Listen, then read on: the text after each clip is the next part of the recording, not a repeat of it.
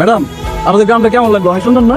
অনেক সুন্দর, তবে বারবার ম্যাডাম ম্যাডাম বললে তো এই সৌন্দর্যটা উপভোগ করা যায় না। হ্যাঁ, কলিগের সাথে ডিউটিতে বের হয়েছি। কি বলেন ম্যাডাম? আপনি একজন সরকারি অফিসার, আপনার ম্যাডাম বলবো না তো কি বলবো? সরকারি অফিসারদেরও নাম থাকে। আমার নাম মোনা চৌধুরী, আপনি আমাকে মোনা বলে ডাকতে পারেন। কি বলেন ম্যাডাম?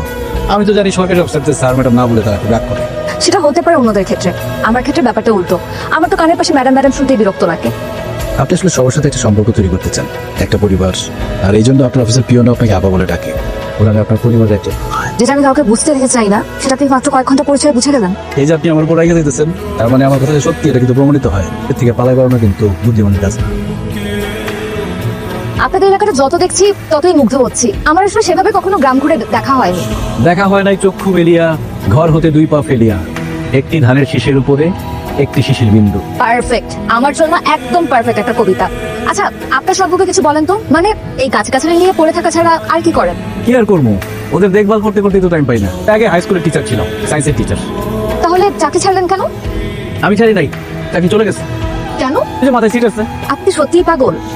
আপনাকে দেখতে তো মনে হয় না আপনার মাথায় সিট আছে। হয়তো কি কিছু অদ্ভুত অদ্ভুত কথা বলেছেন, কিন্তু তাতে করে তো আপনাকে পাগল বলে মনে হয় না। আপনি দেখে একদম আমার মায়ের মতো কথা বলেন। আমার মা কোনোভাবে বিশ্বাসই করতে চায় না আমার মাথায় গন্ডগোল আছে। তবে আছে, আমি নিজে নিজেই টের পাই।